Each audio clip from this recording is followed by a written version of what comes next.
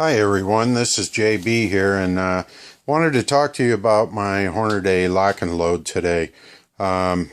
Please be excused, it's my cell phone, so it may shake a little. A couple of mods that I wanted to show you that have really increased the durability and functionality of my press, okay? One thing I was running into is on the primer tube, and down at the bottom, the primer tube was actually coming loose, and that would cause the slide for the primers right here to jam underneath there, and I would end up with rounds with no primers in them. So what I did was I drilled it and tapped it with a 6/32 screw right here, and by putting that screw in there, now this tube is very firm, and I can do it with the small primers or the large primers. And then of course the shield that goes over that screws right back on as normal, because that set screw is in there far enough that it doesn't mess with the threads. Okay, so that fixed a lot of the problems I was running into with the primers. But here's a second tip.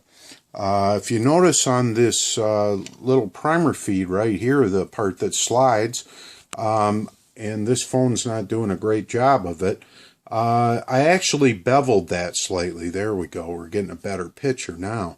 And I just took the tool that I usually use on brass, because it's basically a piece of aluminum, and just gave it a little bevel. Man, that eliminated all of my primer feed problems. From now on, and I've probably gone through at least 5,000 primers, this bad boy is working, and that was really the end of the issue. So those two fixes really made a big difference. Another thrilling endeavor I ran into on my lock and load is the hopper right here. And what happened is this wonderful hopper popped loose and dumped about $30 worth of powder all over the floor and all over the press and all over me. And needless to say, there was some choice words spoken. So I thought, well, heck, I already fixed the primer tube. Why not fix this hopper too? So I did the same trick. I drilled it and tapped it for 6/32 set screws, and I put one on each side. There's one over here and one over here. Now when you drill it, make sure you take the plastic tube out, and then when you get done, what I did is I put the tube back in and just touched the drill on it so that it would have a spot for the set screw to dig into. Man, that thing's like the Rock of Gibraltar, okay? So the hopper problem was fixed. Then I moved on to another issue. I happen to have the Hornady Lock and Load case feeder on this press. And the issue I ran into is the set screw that sits on up in here for the pivot literally had stripped loose, and this is just a light aluminum, almost a pot metal type material, and not my best idea of to set threads and expect a set screw to hold there. So what I did was I bought a helicoil kit for the 1024 thread that happens to be in two places on this press.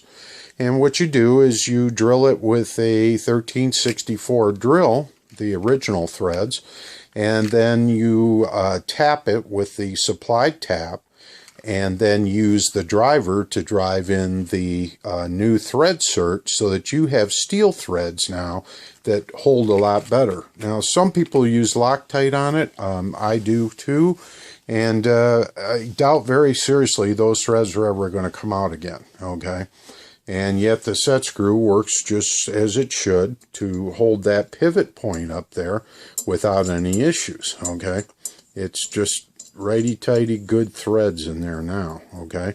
Now one other tip, on the bottom of these thread certs, if you can see it, some of these have, well, all of them do actually, they have a tab on the bottom that allows the tool that drives it in to engage and bring the thing in. Whatever you do, make sure you snap that tab out of there before running the screw in there, or you will damage the threads on the screw. Okay, now I ran into this same problem down below.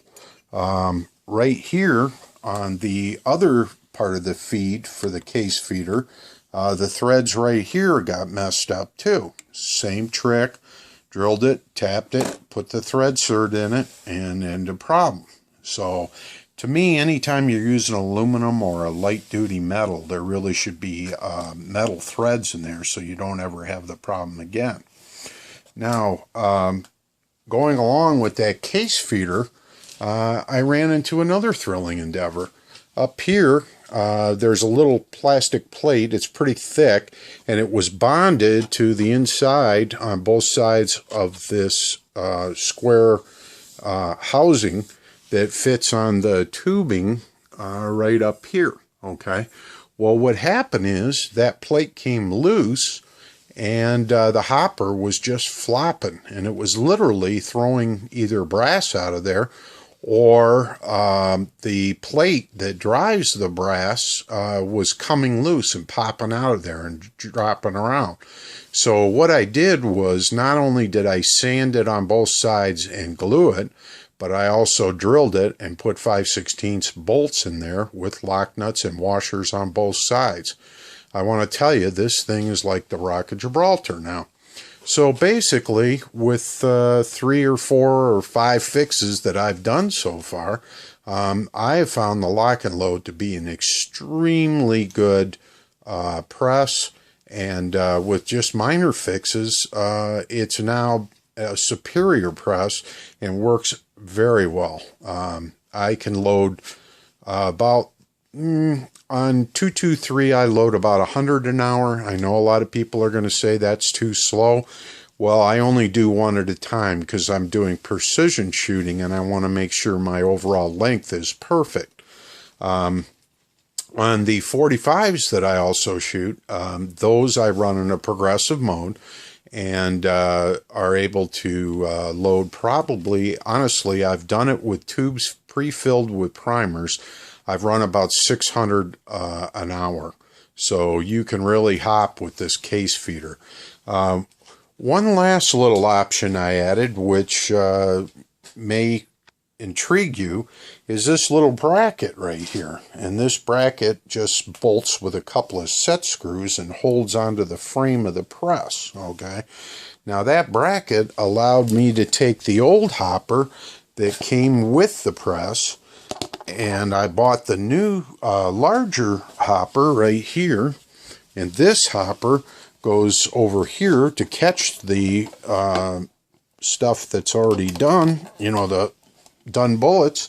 So I've got a large hopper over here and a short hopper out in front here. Well, this hopper allows me to put my bullets right here, so they're readily available to drop, you know, each time right into the press. Okay.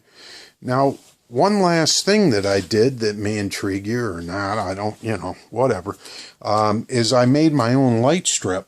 If you notice, this is a 4 LED strip right here, and I used a little switch that I bought at the hardware store, and I bought a 5-volt transformer.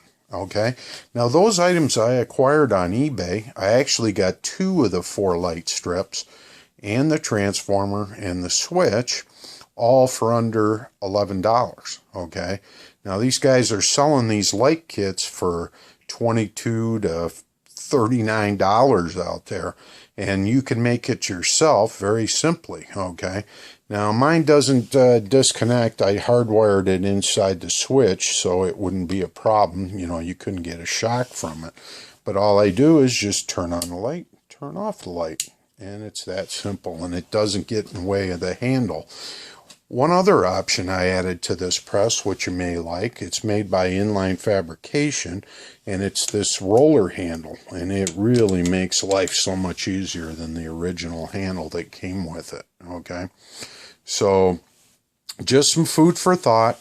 I say happy loading and good luck to you, and hopefully you can use some of these designs. Okay, Take care, and I'll talk to you soon.